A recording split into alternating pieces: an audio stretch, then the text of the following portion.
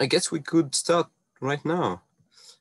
So yeah, the first paper was supposed to be presented by Sandesh Khalil, but he's not here. First of all, maybe I need to present myself, and maybe it's gonna be a good thing because we are not a lot of people to just have a round table and present each other. So I will start. So my name is Victor Court. I'm an assistant professor at EFP School, which is an engineering school based in near Paris, actually.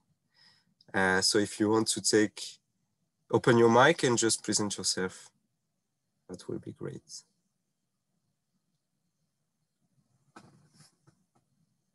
I don't know, maybe Manisha, if you want to start. Yeah, sure. Thank you, Victor. My name is Manisha Jain. I am an assistant professor at Indira Gandhi Institute of Development Research in Mumbai, India. This institute is basically an economics institute, but by training, I'm an engineer. So I'm teaching here climate change and energy economics and policy with some understanding of science as well. And yeah, that's about me. Thank you, Manisha. Minyoung, if you want to present yourself.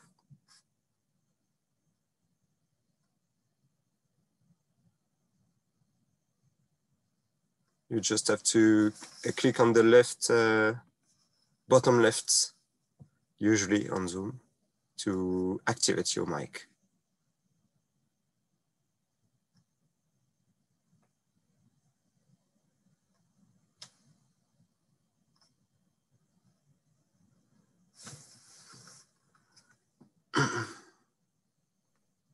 Oh, okay. Yes, great. Thank you.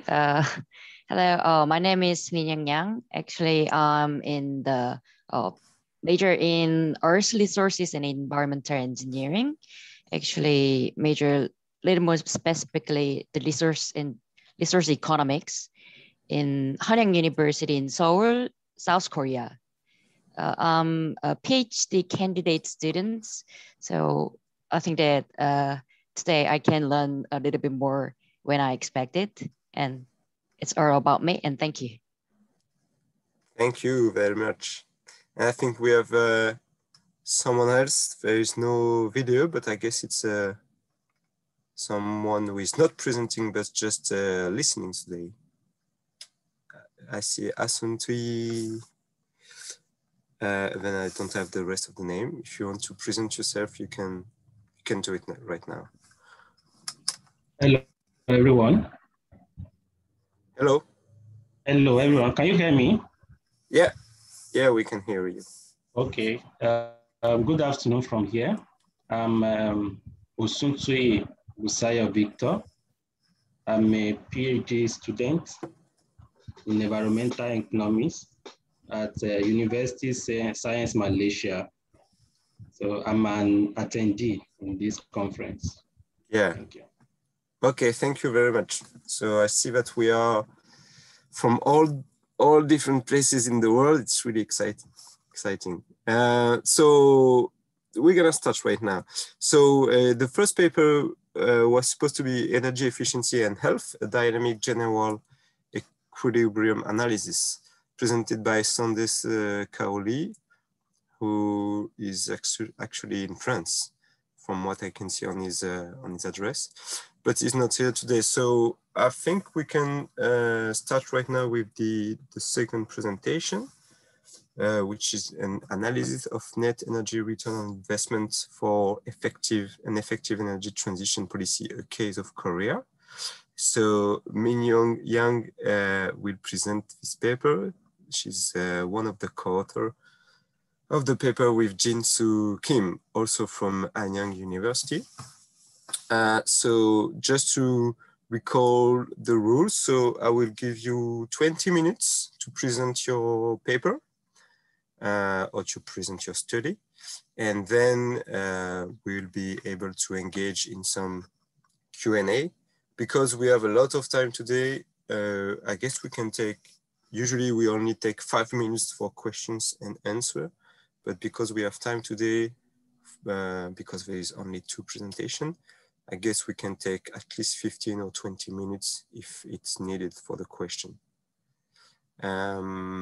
So you can, Minyoung, you can start whatever you want, and I guess you can also share your screen Okay. if you need it, and then I will start the timer when you just start speaking.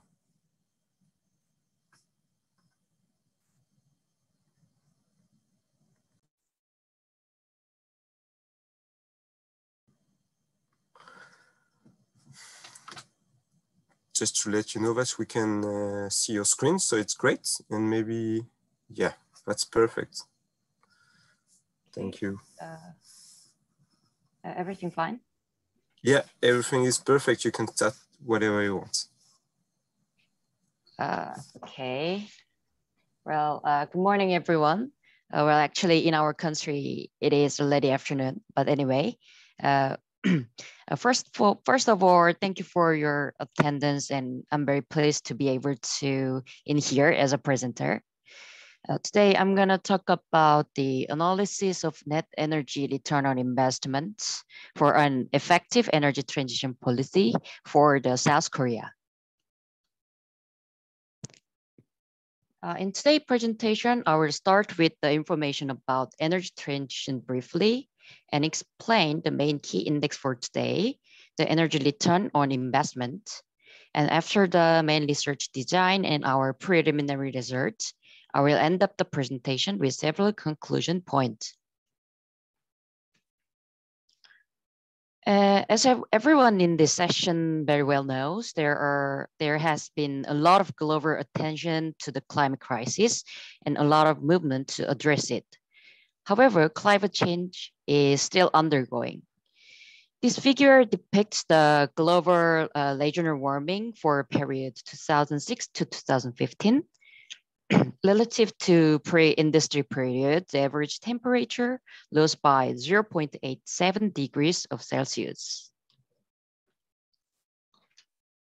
According to the IPCC, if global warming continues at the current rate, it already exceeds 1.5 degrees by 2030 at the earliest and 2052 at the latest. To prevent this, the net zero carbon emission needs to be achieved by 2050.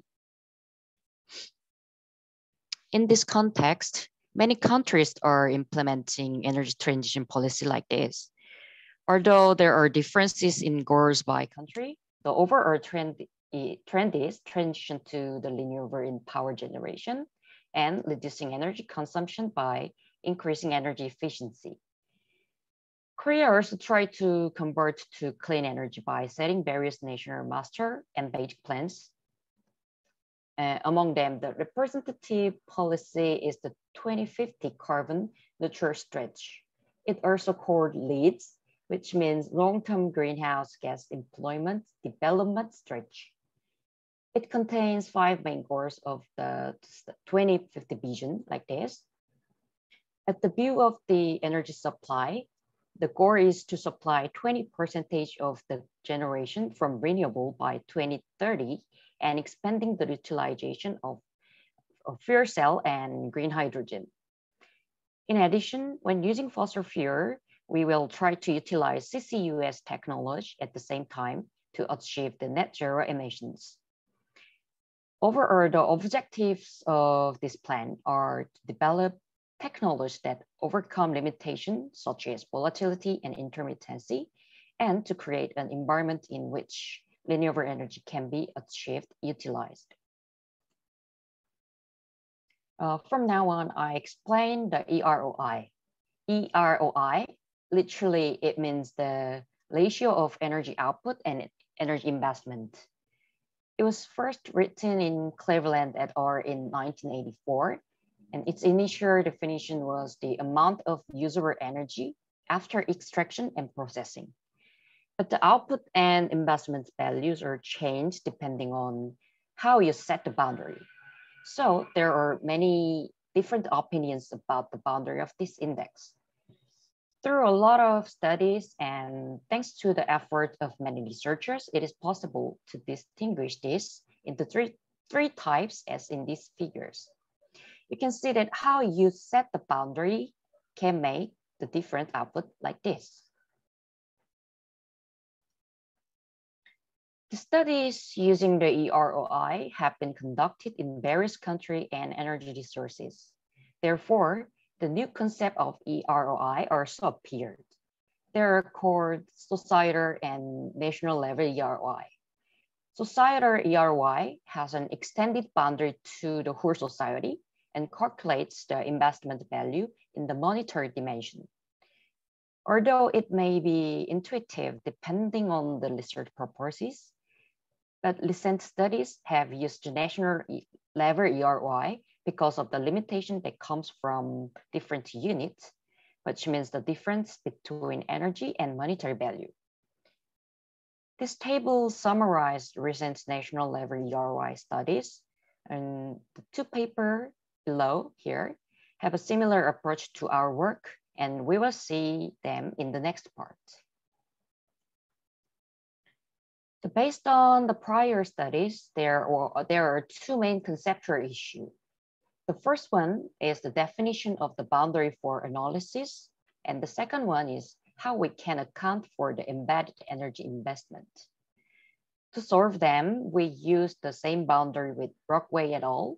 And calculated the embodied energy investment amount by the method from Brent Cora et al. Previous studies have calculated the EROI based on primary energy like this, because most of the case, the energy production industry taking place within the target country. However, some countries used primary energy and final energy without distinguishment. Brockway et al. Pointed out this problem and suggested a clear distinction between them is needed for the accurate comparison. Our research considering EROI at the disaggregate level, so we also use final energy, same with Brockway et al. However, different from that paper, we use generation data as a nominator. Like Adams and Hotling mentioned, the formation of consumed energy is electricity, regardless of where it comes from. So it is important to know, it is impossible to know the weight of each source. Also, the scenario data is based on the basic plan of energy, which means not consumed yet. Considering these points, we decided to use generation data instead of consumption data. And to analyze the transition policy effect, we conduct two scenarios. The input-output analysis using here as a calculation method for indirect energy assumed constant industry structure. So we have to set the scenarios and make the modification to overcome the shortcoming from that structure. Finally, we analyze EROI at the disaggregated level using Korea's input-output table as the basis and add the data from the ERA database. In here, we used total generation data from Korea Electric Power Corporation and the business as usual scenario. Now, I just called it BAU. And transition scenario used data from the 8th and 9th basic plan for power supply and demand of Korea, respectively. For direct energy investment, we used data from the ERA. The left figure shows the direct energy definition used in EROI analysis, and the ERA database provides this energy usage data. We assume the energy usage for the electric service sector as a direct investment. Also, ERA provides data by energy source like this, so we can allocate this value to each power source. In addition, in scenarios for 2030, we use the same ratio as 2015 under the assumption that the input rate of direct energy is constant. To calculate the indirect energy investment term, we used input-output analysis method. The most important part is the Leontief inverse function in here. According to the nature of the Taylor series, it can capture the embodied effect of energy used as well as direct effects. A more detailed explanation is discussed in the literature by Miller and Blair. Sorry. The results of this analysis are obtained in monetary value, so we have to use the coefficient to obtain direct and induced effect of energy investment in energy unit. Before the coefficient part, since direct energy usage was already been covered at the direct energy investment part, it is necessary to derive only the indirect effect of energy investment. If we set the value of energy sector as 0, then the calculated term contains an indirect effect not related to the energy sector. Then subtract this value from the previous equation, we can derive the indirect energy investment effect of the energy sector. The coefficient used in calculation for unit change is the ratio of energy used in each industry to create an output for that industry. It's also possible to get this value from ERA's database, and we assume that this value is the same structure in 2030. This also corresponds to the basic assumption of input-output analysis, which assumes a constant industry structure. However, the classification of ERA is different from ours, the basis data, the data from the Bank of Korea, the BOK. So we also did the process step matching to classification. For example, the crops and livestock breeding in ERA are included in the BOK's agricultural, forest, and fishery product component. So after the matching process, the 72 data from ERA becomes 40 data. As you can see in this last, as you can see in this red box, we modify the classification from 33 to 40. Since we divided the existing sectors, electricity, gas, and water supply into power generation source, the classification number became different. The main point of this separation process is to reflect the characteristic of each source. For this purpose, we used various statistics like this, and I'm just passing without explanation. For the scenario analysis, we also require 2030 values to calculate indirect energy investment. We use the loss method proposed by Professor Arston in 1967. And the principle of this method is biproportional matrix balancing, and usually used macroeconomic indicators as basis data. We can get the BAU table by loss and the transition table by modified loss. More details about this method are so referred to the Miller and Blair. And for the transition scenario, we updated the table using 8th and 9th basic plans for electricity supply and demand. First, we figure out the difference between 8th and 9th basic plans generation amount of each source. At the same time, considering the characteristics of each source, and we assume that the existing value of nuclear, core, and gas were determined by the operation, and solar PV and wind were determined by new capacity. Then modified the energy sector structure using the same weight in 2015. Because the last method also assumes a constant industry structure, this approach is possible. However, for the same reason, it can only be applied to the short-term analysis. These are preliminary results of our study. We're gonna do additional research to confirm and for a little bit more accurate analysis. The result value of EROI shows very small compared to the previous studies. So we plan to do additional analysis at the view of data source or boundary and the value of each term, etc. In this study, we used the single lesion model.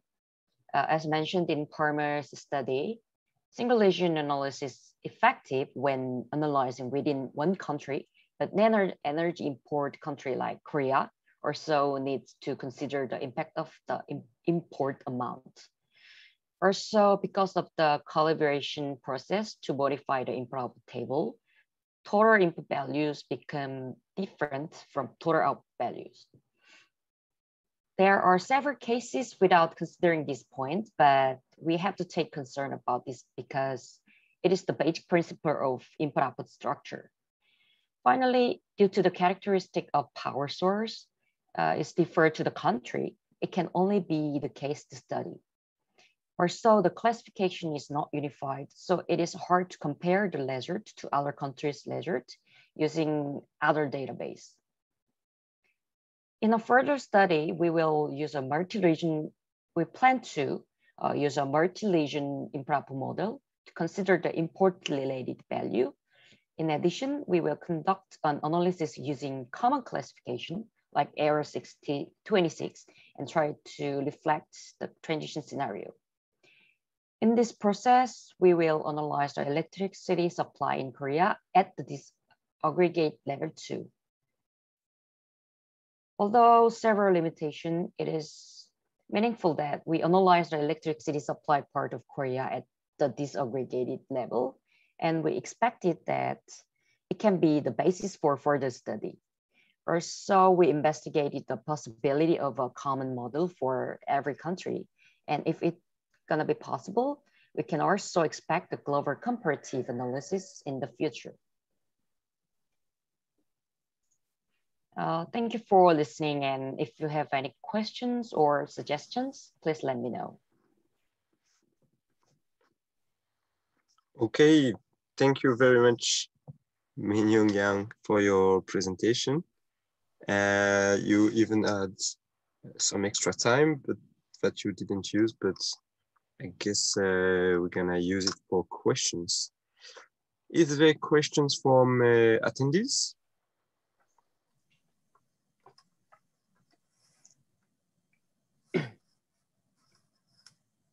Question maybe from Manisha Jain, or from, we have another attendee who arrived during the presentation, Oliver Berglund. If you have questions for Minyoung, do not hesitate.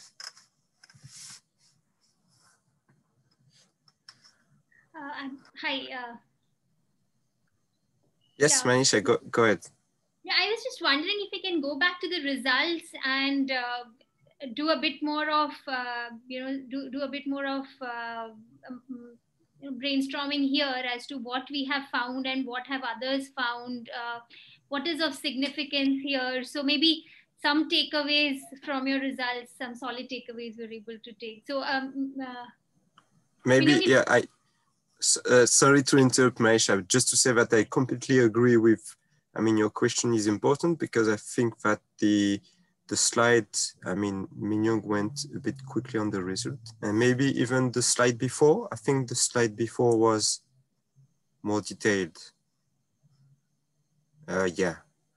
So I think again, I think Manisha's question is really good question. Could you, Minyoung, maybe try to respond? Okay. Thank you for the question, Manisha. And actually, I try to try to derive the discussion about this value. And actually, I already done a little bit different calculation, but I think that we need to little more study about that for derive the discussion and a little bit detailed explanation. So this time I just mentioning preliminary result in here. And of course, actually, after doing, I'm gonna doing a little more detailed about and develop the value and try to derive the discussion or the contribution point or policy implication as like that one. Okay, maybe I have a question, and it's actually a question about I mean, the result that we see, and it's gonna also be a question to, at the same time, to try to better understand the methodology. In the abstract of your paper that I read, I thought the goal was to calculate for different scenarios the net energy amount of the Korean energy system at the national level for different scenarios. But here you are not speaking in terms of the net energy flow, but in terms of the array of technologies. And we see that from, I mean, from in the business as usual scenario, even in 2030, the era you get as a result are pretty much the same, in fact, almost exactly the same as your 2015 data calibration year, if I may say. And the results are also almost the same for the transition scenario. So, I mean, we can see that the amount of energy of outputs, I guess it's the column called total, which is in fact energy output. And then, so it will be the numerator of your ARI. And then the direct and indirect, which are both in the denominator. They don't have the same value, but the ratio ends up to be the same. So that's why the column called ARI is the same. Does that come from your methodology? I mean, and one thing I did not understand is that, so you use the Brand Korea and Brockway methodology, which is to use input-output tables, basically matrix, to calculate the ERI of an economy at the final stage. But to do that, you need a lot of data. So that's why Brockway, they did that for the past, and they were able to compute the ERI of the UK and for the world also for a few years in the past, because they had the data. But you're using it in the future. How do you, I did not understand, what are your hypotheses to explain how the input-output table is changing in the future? Because you have all these sectors and all the flows from one sector to another. How do you make that change? Yes. Based on which scenario? What scenario? How do you know that the flow of energy from the agricultural sector will be that amount and not that one? Or that's what I'm a bit struggling to understand. How you use this input-output table in a prospective way. Yeah, I guess it's that slide who is answering my question. Yes, thank you for the question. And actually, this is where we usually using methodology when we try to guess specific input-output table. Sometimes when we do the short-term forecasting, we also use this methodology. Actually, in our country, we try to investigate the real data every year. It's quite time consuming and very costly. So we usually, within one time in 5 years, adding the full real information, and using that data, we assume the constant in industry structure, and guess using the biproportional adjustment method, guess the 1 year or 2 or 3, even 10 years input-output table. I mean, like extending methodology. So when we using this methodology, we use the coefficients, error coefficients, and R and S. So because of that reason, the name of that is RAS.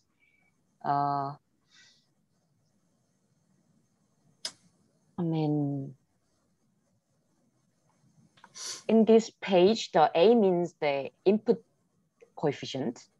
And also, it's going to be using in here, the middle term A, and using the modifying if coefficient R and S, we make the 2015 table to extend to the 2030.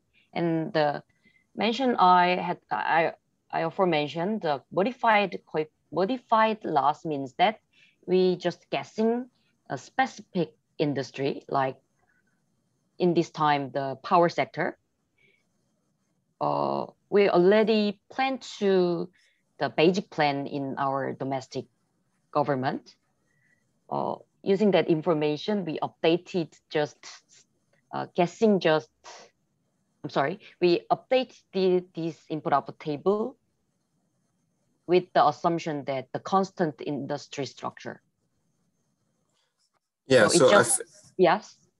No, just to, so I think it was one of the points I wanted to arrive to, that you are assuming that the economic structure of your is the same, and so the weight of each sector is exactly the same in 2030 and from now. You're just expanding the amount of energy that is flowing, yes, that is going into these sectors, but the relative size of each sectors and what is in input and an output is basically going the same. You're just expanding the economy, but basically you are expanding it in the same way as it is now, or in 2015, exactly. Yes, and so actually, yes.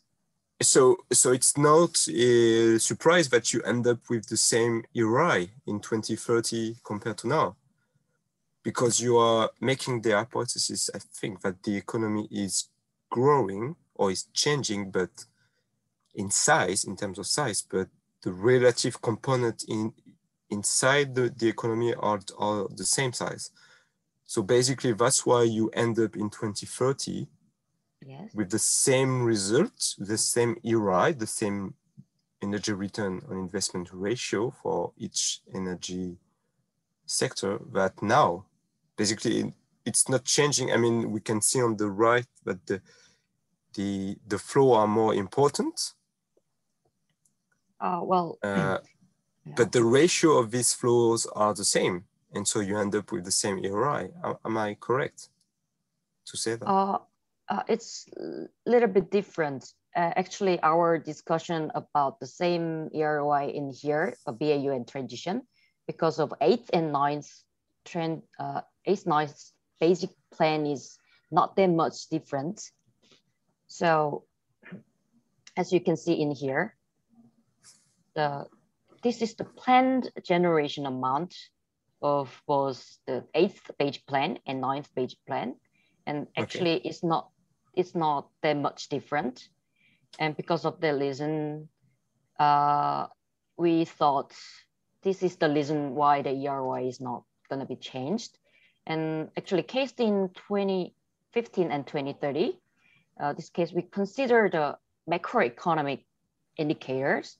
So as you can say, like you mentioned, we expand the economy size, but in several sectors, according to the macroeconomic indicator, gonna be a little bit decreased.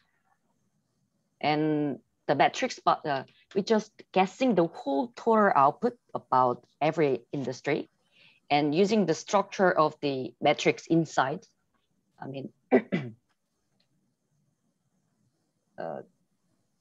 we're just guessing this total input of 2030 and using this structure of the index in transaction metrics, we mathematically guessing the transaction metrics of 2030. So, so of course the total amount is usually just expanded, but in the transition metrics, we distribute the amount to the increased value to using the information of these metrics. So it's not just exactly the same with 2015 and 2030. Okay. Okay. Thank you for your answers. So I think now, if there is no questions, no additional questions. I'm sorry, I have a small question, although I'm not, I don't know very well this topic. So I would like to know maybe what is the motivation, let's say, like what are the policy implications that you expect on with doing this methodology and yeah, with applying this methodology, like what do you expect? And then something else that came to my mind is like, how are you doing those measures? Like, how are you understanding the transitional scenario, in the sense that what are the, like, do you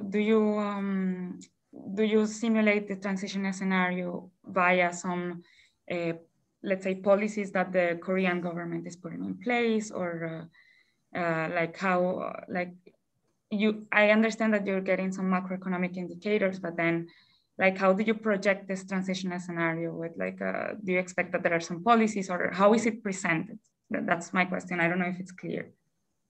Okay. I'm not sure that I correctly understand, but the first question, the motivation and the policy implication question, I thought actually Korea's policy for the electricity supply policy can actually dramatically change the EROI of our countries, especially each power source.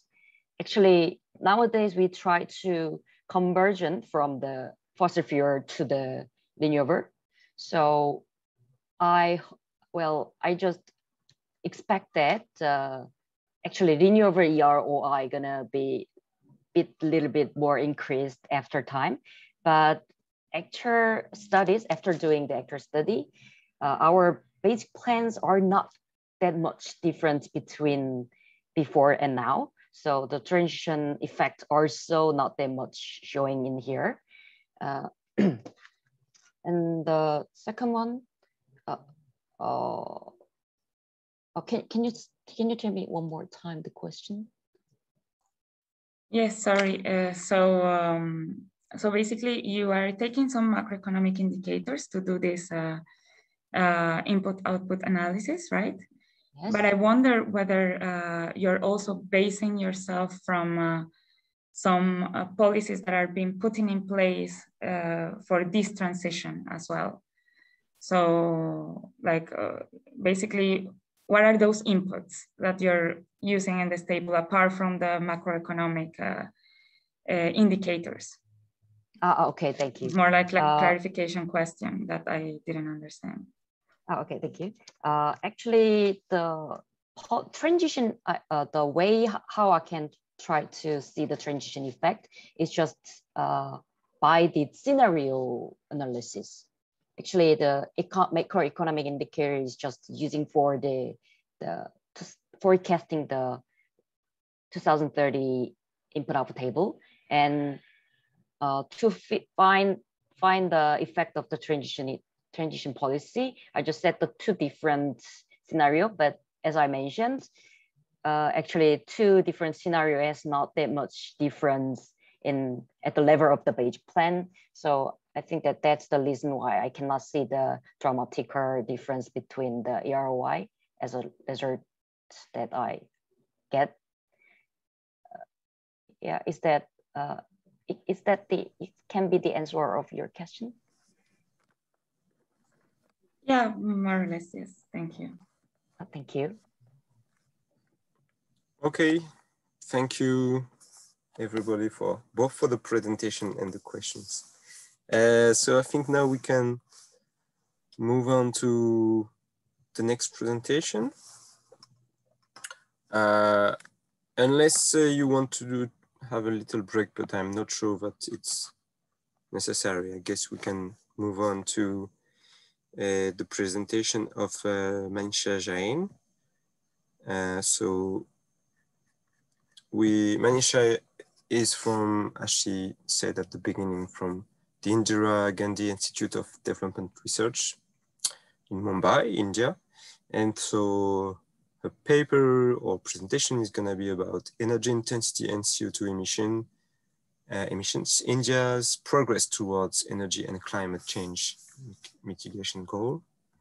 So again, I will give you, Manisha, 20 minutes, and then we will have time for Q&A. Sure. Can you view my presentation, my Yeah. slide? Yeah, we can see it. Okay. Okay, so my objective of today's presentation is to share with you my understanding of how can I measure India's progress towards its energy and climate change mitigation goals. I'm going to follow the standard format of beginning with introduction, followed by methods, result, and discussion, and what I plan to do ahead in this work. Starting with India's energy problem, common with most developing countries' problem, we have low per capita energy consumption. Our per capita energy consumption is 1/3 of the world average. Despite several programs to improve clean energy access in the country, we still have a significant share of our primary energy supply coming from non-commercial energy sources, biomass-based energy sources, which have implications for indoor air pollution and related health and mortality problems. In terms of our commercial primary energy supply, we are heavily dependent on fossil fuels. 95% of our supply comes from fossil fuels. And among that, 56% is coal, the dirtiest of all fossil fuels, followed by imported fuels, oil and natural gas. Again, despite several efforts to improve renewable energy capacity generation in the country, we still have around 4.5% coming from renewable energy sources, 4.5% of commercial primary energy supply coming from renewable energy sources. So similar to most countries, India has programs on energy efficiency and renewable energy. In this presentation, I'm focusing entirely on energy efficiency. There is a slight shift from the abstract that I had submitted, mainly because to bring about the scientific relevance of the work that I was trying to do. So that was more at the initial level, which I was trying to understand how India's energy and emission aggregates are changing. There's a slight change in the perspective in which I will be presenting the results today. When we look at India's approach to energy efficiency, we have tried to address the standard barriers to energy efficiency of insufficient information, low energy costs, or inattention to energy costs, or high capital cost of appliances. So these are some standard barriers to energy efficiency, and our policies in the country have tried to address these barriers. We have a sectoral approach to energy efficiency. We try to address the barriers in a more sectoral approach. So two of the major programs in the country are on appliances and on industry. In appliances, we have the standards and labeling program, and in industry, we have a program called Perform, Achieve, and Trade. Now, these are the two key programs that are running today. We are when we mention our achievements in climate change mitigation goals and energy goals, these two programs often are the first ones that are talked about as the leading programs in the country to meet these goals. So in appliances, this is the standard program. Most of us would be aware of this sort of policy where information is provided through appliance labels. So it's 11:30. Sorry, the barrier to insufficient information is addressed through labels. Then we have minimum efficiency performance standards to remove inefficient products, and we also have gradual strengthening of standards to bring in the effect of improving technology into the policy. There has been, I have personally done this work in my PhD program where I have understood the effect of appliance labels and efficiency standards on energy efficiency of appliances. And I've found that this policy has worked well in the country, particularly for some of the appliances. Now, moving on to industry, in industry, India implemented the Energy Conservation Act in 2001. And since then, the energy audits of industries has been made mandatory. I was not too excited about energy audit as a policy, but when I saw the effect of mandatory energy audits on energy consumption, we have found that it is this information that audits bring on the table of managers that bring about a change in the energy consumption of the industry.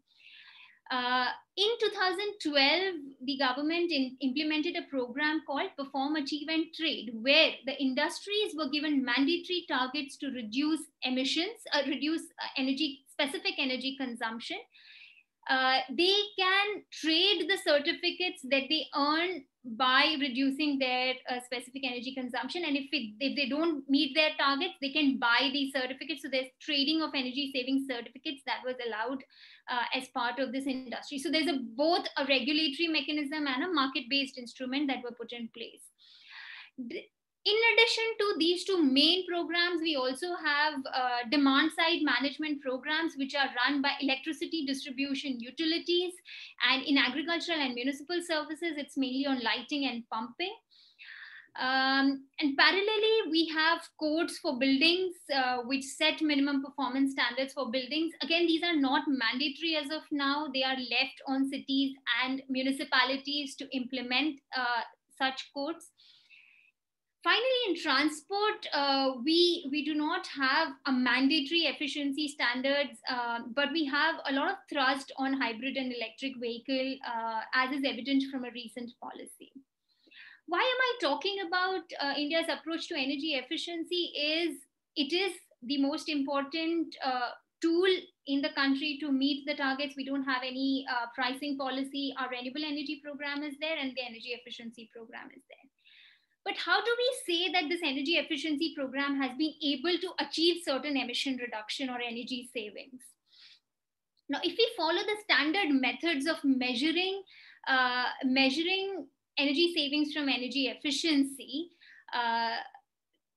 some of them, each one of them have certain pros and cons. Now, if you look at field measurements, which is adopted in India for the industries, because the entire scheme depends on actual measurements.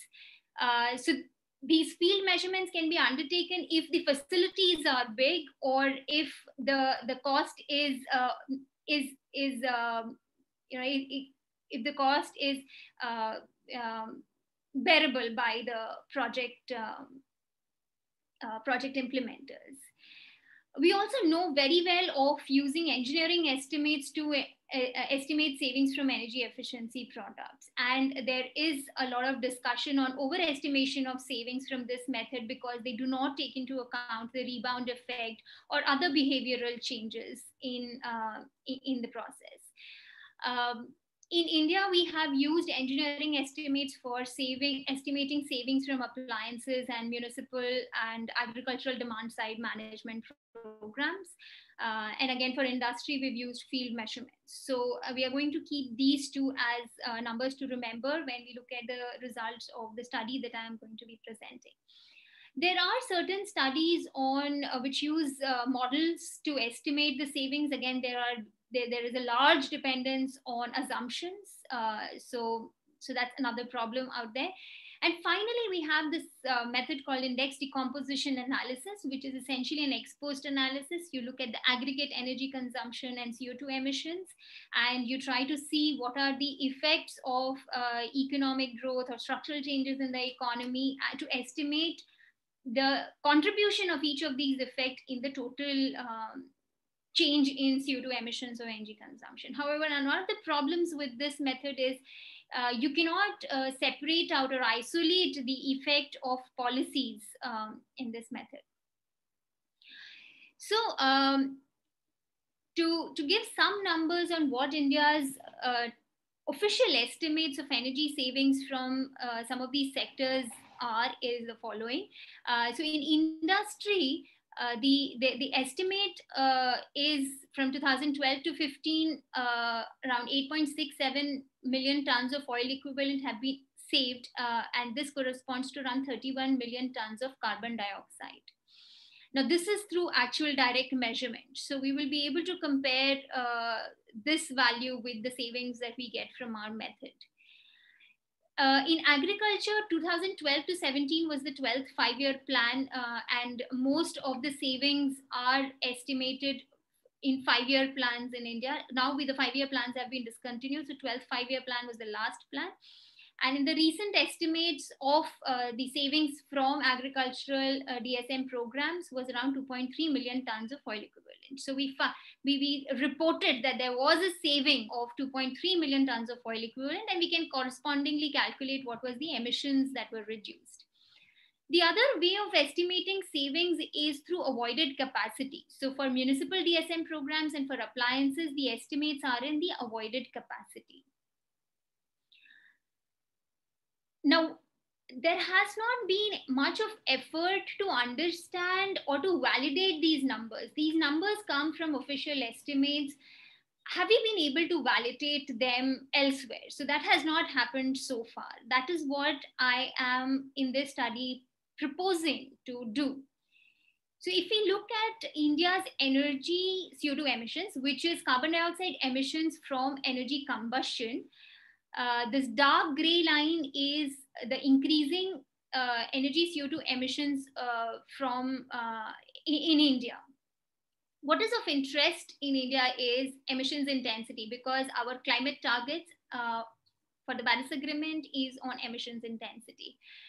So we just divide India's CO2 emissions by its GDP and at constant value, and we see this trend of India's emissions intensity.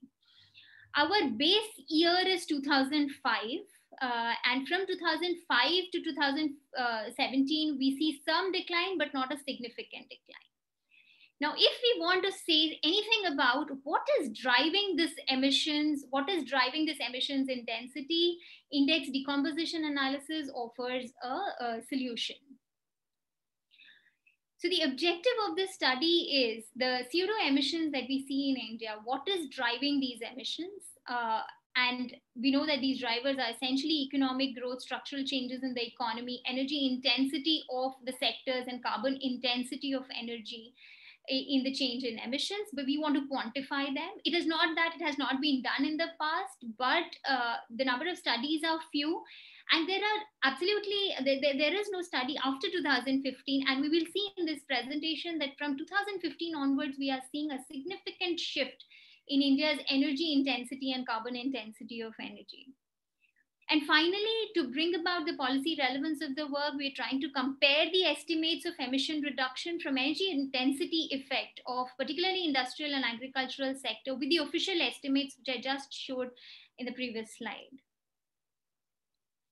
Now, the method is fairly simple, wherein there's the Skya identity. It is nothing but a tautology, which is saying the same thing. The left-hand side is equal to the right-hand side. The carbon dioxide emissions in a year T is given by the activity, the increase in activity. So by activity, the economic activity, the structure of the economy. So if the economy is more energy, more industrial, then it's going to be more intensive. So there's going to be more CO2 emissions in an industrial economy as compared to a services economy. Within industry, within a sector, the structure of the sector matters, and the technology that is used in that sector matters. So there are two effects in sector energy intensity effect. The energy consumption in any sector per unit of its output would depend on whether the sector is energy intensive. So if I have an industry which produces more iron and steel as compared to paper, it is going to be more intensive. So my energy intensity will be more. It doesn't mean that it is less efficient, but it's going to be more energy intensive. Similarly, if I'm using better technologies, then my sector energy intensity will be low. So these are the two factors which are included in sector energy intensity.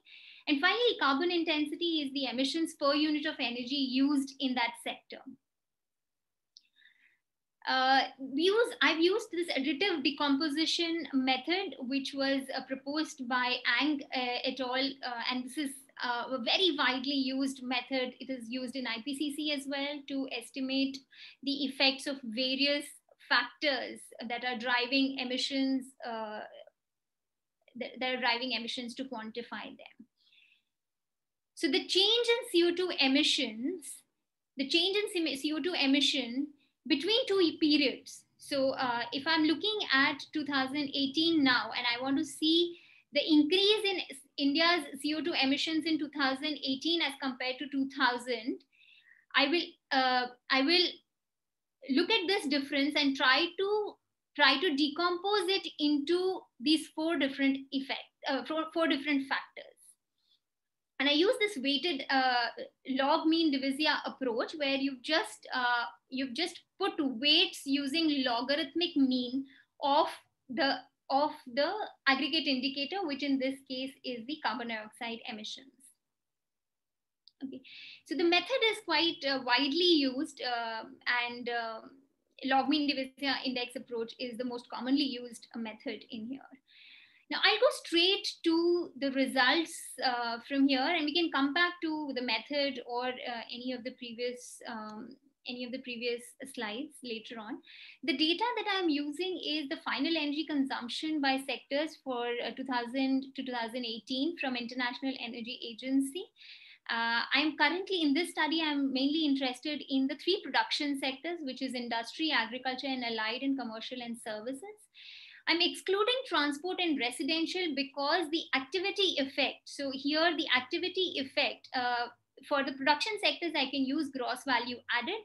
But for transport and residential, I need additional data on vehicle miles traveled, and in case of residential, in terms of square feet area that are to change in square feet area and so on. So in India, we do not have such disaggregated data for these two sectors. In fact, even for industry agriculture, we would have liked to have the actual output data. But that's not there. So we use gross value added as a proxy for activity in the three sectors.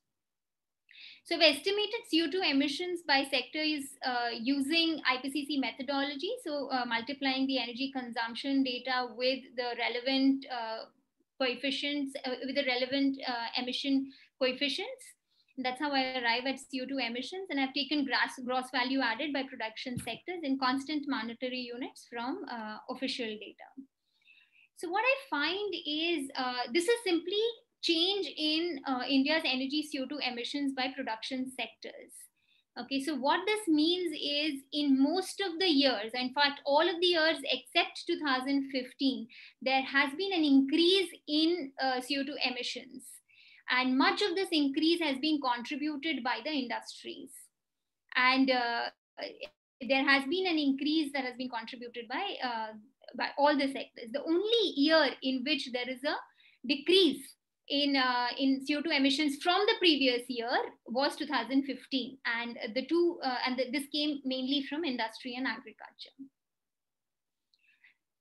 What is interesting to note here is if we look at global data of change in CO2 emissions, such annual data, you'll find that in 2009 and 2008, there has been a decrease in CO2 emissions from the previous year due to global financial crisis. So in India in 2008, the change is small, but it was not negative. So our economy was not affected so much by global financial crisis as the global economy. The other matter to note is the largest increase came in 2015, and a negative was in 2014, and it was negative in 2015. Now what I want to do is, now this change in CO2 emissions, what is causing this change? So before I do that, these are some of the Kaya factors. So the Kaya identity that I showed, this is basically the three factors that we will now be talking about. One is the share of the production sectors. If we look at India's production sectors, the shift has been a bit dramatic in the sense that in most developing countries moving towards development, the shift is from agriculture to industry to services. In India, the shift was towards industry until 2010, but then there was a decline in industry and a greater shift towards services. So our shift has been basically from agriculture directly to services. We have not shifted significantly from agriculture to industry, then to services. So that's one point to note. So 2010 is an interesting year where the industry share starts to decline and industry share starts to decline. And of course, the service share and agriculture share continues to follow the same trajectory as the previous years.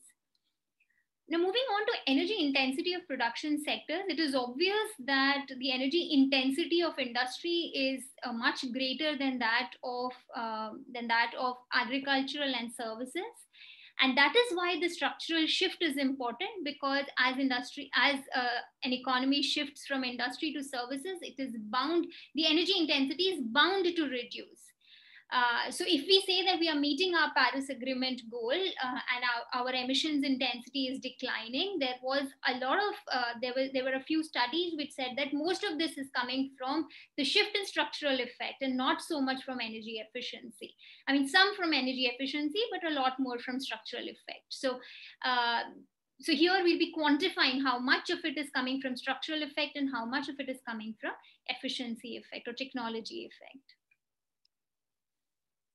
We see that energy intensity of agriculture has been increasing, that of industry increased, and now it is declining since 2014. This is the period which is of interest now, because most of the studies have been till 2015. Some of the recent studies in a cross-country analysis have been until 2015. Okay, moving on to the carbon intensity of energy, we see a declining trend in industry and commercial, but the trend is not so significant in agriculture and allied. So the carbon intensity of energy is declining and is driven by the change in the energy mix in industries and commercial sector.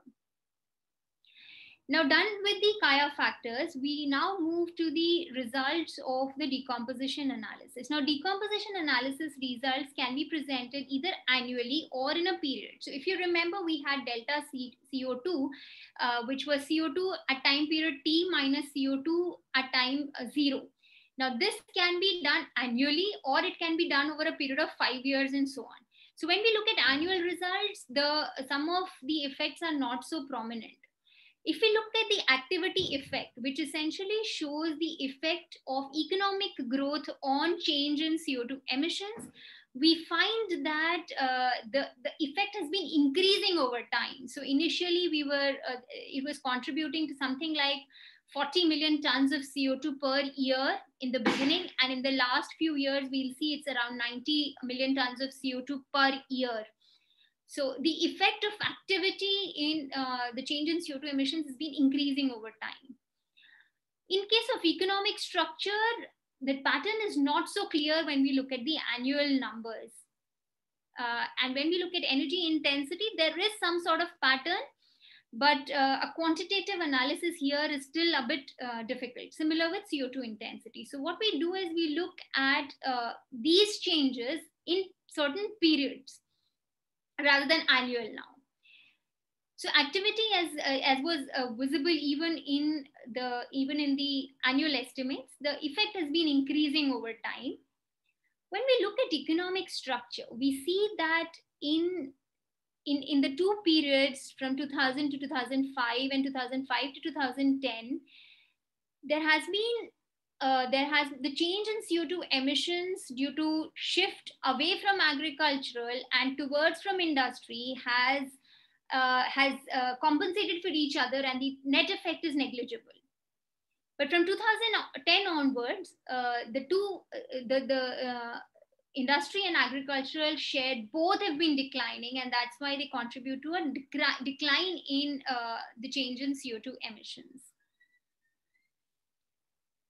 And finally, in energy intensity, we see a very interesting pattern, which is until 2005, energy intensity was contributing to pushing the emissions down.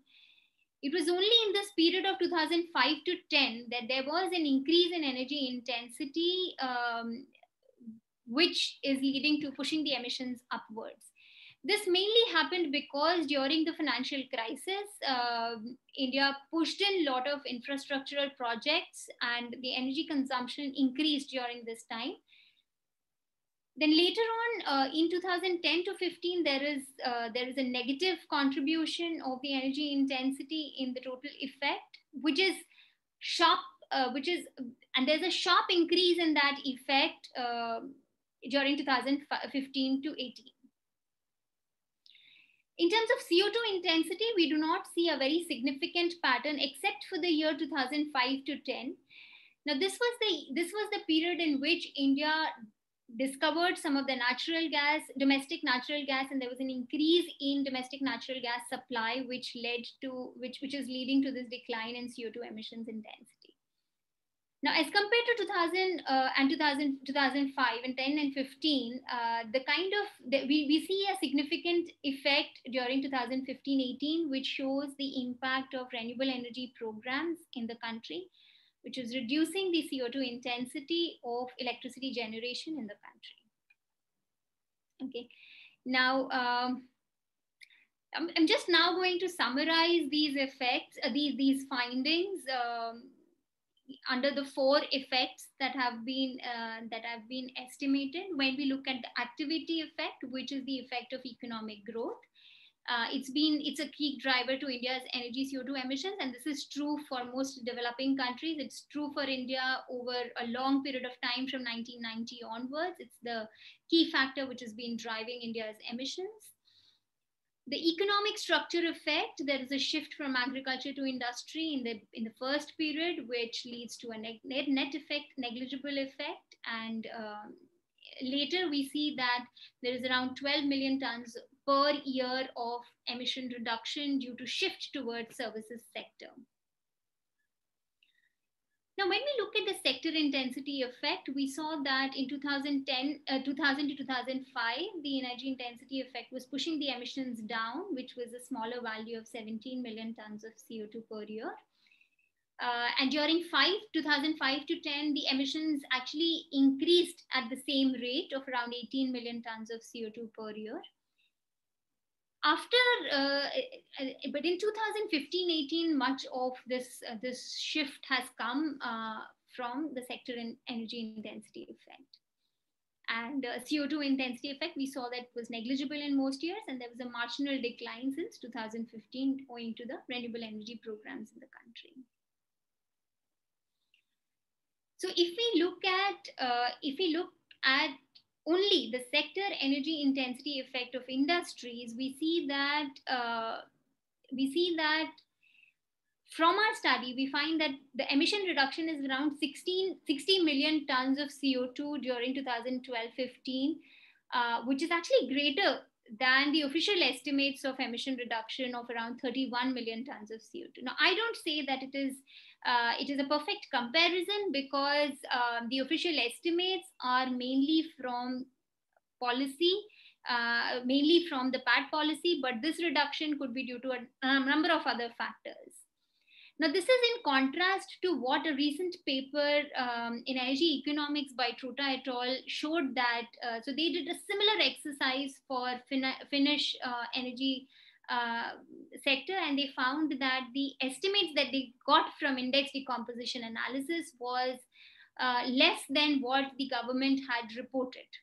So that is where the problem of estimating savings using deemed savings approach tends to overestimate, and there's a need for correcting those estimates using an aggregate analysis such as index decomposition analysis.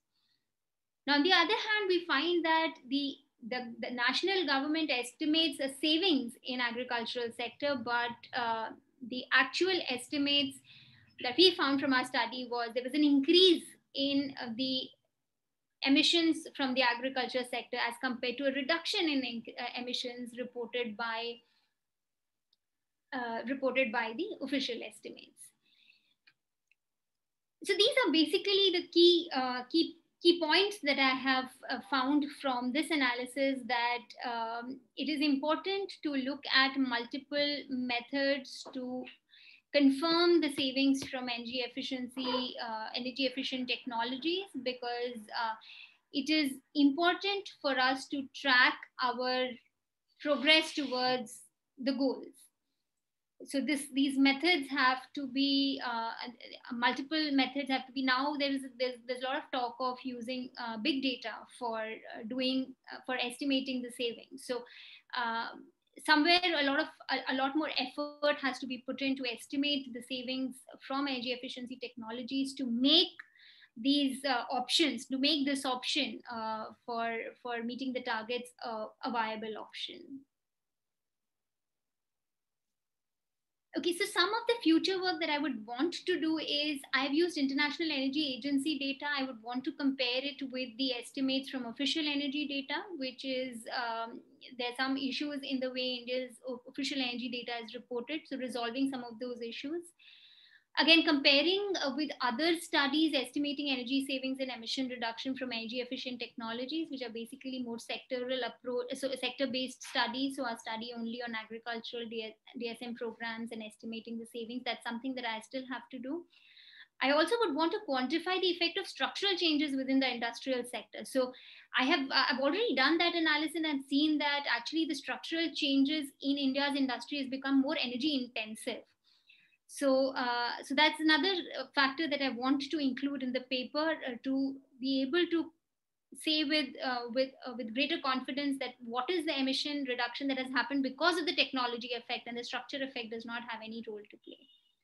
And eventually, if the data permits, I would like to include transport and residential sector in the analysis. So yeah, this is all that I had for today in the presentation. I would like to thank you for your attention, and if you have any comments, suggestions and observations, please let me know. Thank you. Thank you very much, Manisha, for this presentation. Is there questions from, just to let you know, yeah, just to let you know, maybe for if you need to present again this paper somewhere else, that your presentation was a bit long, 30 minutes. So I did not interrupt you because we have plenty of time today, because there is no more article presentation after yours. But just to let you know, in case you have to present it again for another conference and where the time is short. Is there questions from attendees for Manisha?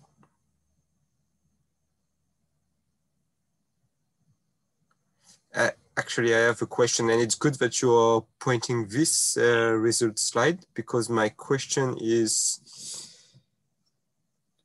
how sensitive are your results to the choice of the year, the periods you're using? I mean, you kind of arbitrarily, you choose to go, to divide your result between 4 periods. How sensitive are your results if you, the result and the analysis and the policy analysis you're doing, if you are choosing different years or different periods, if you're deciding to divide this 20 to 2018 time period into 3 parts instead of 4, and if you're changing the separation years, and right. How is it affecting your discussion, the discussion of your result, and therefore the policy recommendation that you could make with these results? Okay, so I've tried different other combinations. It's 12 o'clock. While doing this analysis, and this is the trickiest part. If I think there is any tricky part in this analysis, it's the choice of the years. Now, before this, I will go to this annual estimate. So the first thing that I did was look at it annually. Now, if I were to make any sense here, there's little less sense that I can make from here. So how do I choose the year? I start looking at the objective that I have in hand. So here I wanted to see from 2005 to 2015, because 2005 is India's base year for its climate mitigation target. So I thought I should have 2005 as one of the starting year. The other way I could have done is if I were looking at the 5-year plans, India's 5-year plans, that is 2007 to 12, 12 to 17. So if I were presenting these results for an internal within the country committee where we were looking at how effective have those plans been, I would have then taken those period years. Basically, it's doing nothing but aggregating these numbers over that period. So I think the choice of year will essentially depend on the policy question that I'm trying to address. Now, if I really see the choice of 2005 as a base year is also so arbitrary in the country, and that's true for most countries which have used relative targets as compared to a base year. So in India, we don't have much data on CO2 emissions from sectors for 2005, yet we have that as our base year. So the choice of year is essentially the other thing that if I'm just interested in explaining these effects, I may choose different periods for different effects. In case of activity, we have seen India's activity has increased from 2003 onwards. Until 2014, we have seen a sharp increase. So I may just use periods that explain that effect well.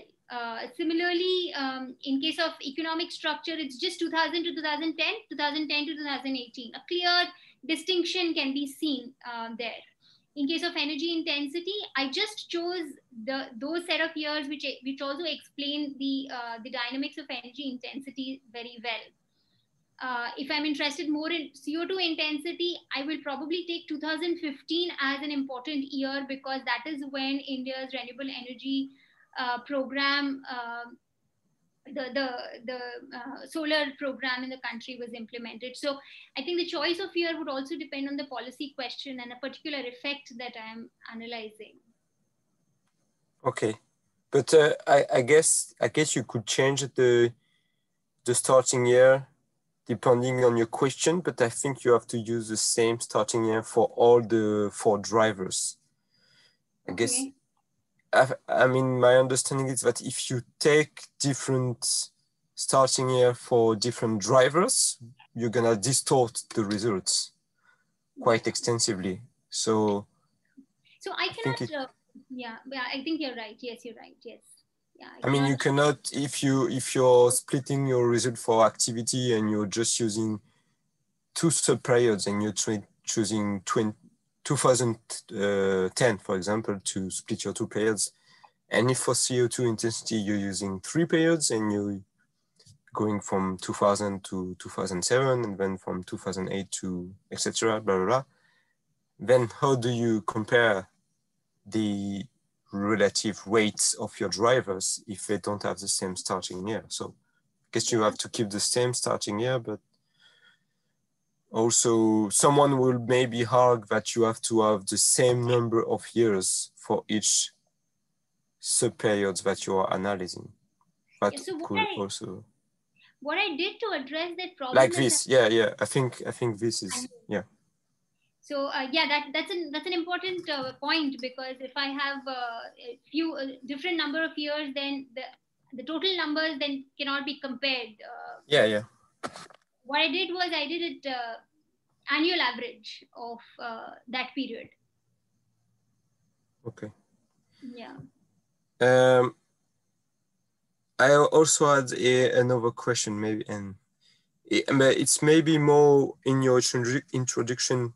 It could be also here. Is that you're always expressing your results. You're speaking in terms of change, so change from one year to another, but in terms of megaton, yeah, for example, this one.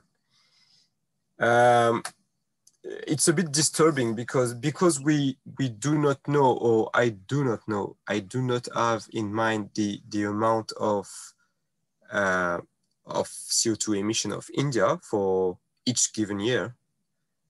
It's a bit disturbing to see something that is negative. Like we have the impression that, but I guess if you just express that in terms of percentage,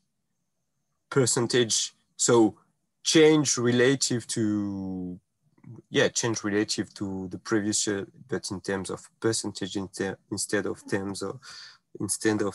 megaton. Yeah. I guess it would be less disturbing. I don't know if. I agree. Okay. Yeah. Is there other questions from attendees, from the people in the room?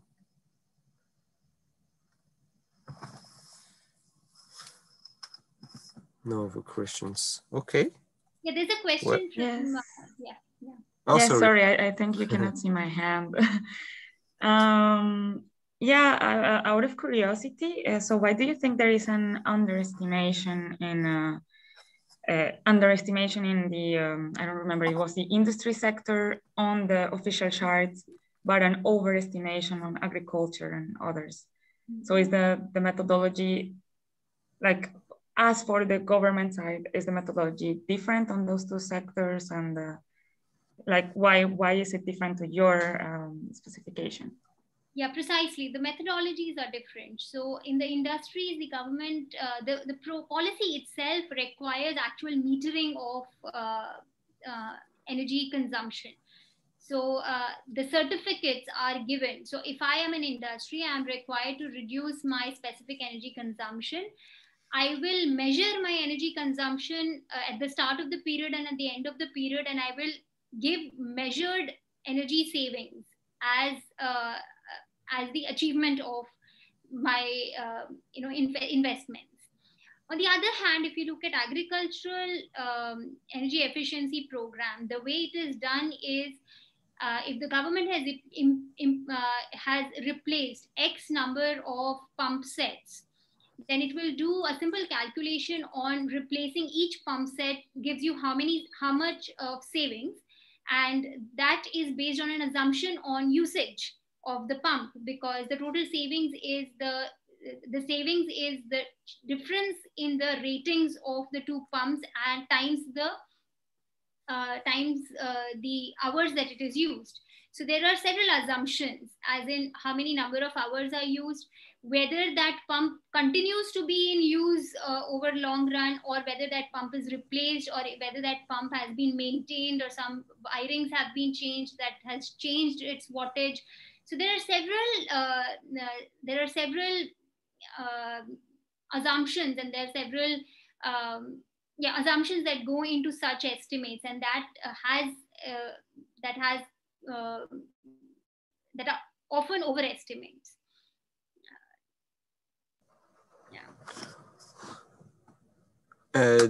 Manisha, I have a last question because we have a bit of extra time. It's not exactly about the paper, but about something you said at the beginning, yes, that India's objectives are only in terms of carbon intensity. What do you think about that? What is your reflection?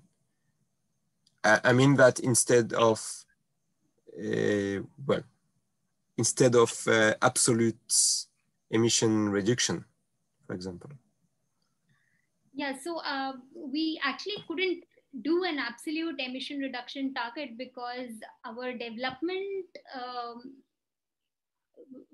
so it is believed that if we do so, our development pathway is somewhere hindered. So we cannot have an absolute emission reduction target. And I think it also follows from how some of the other developing countries placed their targets. So we have actually, when we see Chinese targets on Paris Agreement, they have also used emissions intensity as CO2 emissions intensity as the target. So even the 33 to 35% emissions intensity target is very much achievable in the country. And that's why I find that such analysis can inform about how much of the target has been achieved and what more can be done in the country. So yeah, emissions intensity target is basically so that there is no question on our development pathway. Our GDP is allowed to grow as much as it wants to. It is not, yeah. It's a political choice, indeed. Right, right. Yeah. Okay. Well, thank you. Thank you, everybody. If we have some time, then maybe you can let us know a bit about the work that you do. And sorry, the session host, the name is not there, so we do not know your name. I mean, I do not know your name, so okay. So if you can let us know a little bit about work that you do, and I guess your question is for. Sorry, I did not understand if the question is for me or for the yes, for you as well. host. And, yeah, for you as well. Yes. Okay. Okay. Well, I'm gonna start because my mic is already open. My work is on. Basically, I worked a lot for a few years on the energy return on investment concept, which was presented by Minyoung Yang at the beginning of the session. That was basically during my PhD thesis. And then I worked on energy efficiency in models, in integrated assessment model, and in particular, something that you spoke about, which is the rebound effect. And the fact that, to my mind, models with which we are doing some prospective scenarios are not taking into account rebound effect sufficiently. And so we are heavily underestimating the energy demand in the future because rebound effects are far more important than what we can model easily and what we want to acknowledge when we build scenarios. So that is the kind of research that I'm doing. And also some economic history research more in the past. I guess if our session host wants to present herself. Sure. So I'm a PhD student in a university in Paris. The name is Université Paris-Dauphine. And I am, well, my thesis is, which I'm currently finishing, hopefully, is around the topics of like, what are the strategies to increase innovative transport in general. So for example, what are the strategies to increase electric vehicles or autonomous vehicles in the market? So I'm gonna present in a session in the afternoon, so feel free to join. And I will present a paper on what are the public policies that, what is the impact of certain public policies put in place in France to increase the adoption of electric vehicles. So yeah, it's in one of the later concurrent sessions. I guess it's a bit difficult for Korea and India to join because it's the afternoon in Europe, but yeah. Yeah, in case you wanna sleep late. Thank you. Well, thank you everybody. I think it was a great session. Thank you to our session host, moderator for help. And so I guess we can end the session now, and I hope you will have fun in the other session during the next few days. Bye-bye. Thank you so much. Bye-bye. Thank you Take care of yourself. Yeah, thank you. Bye. Bye-bye.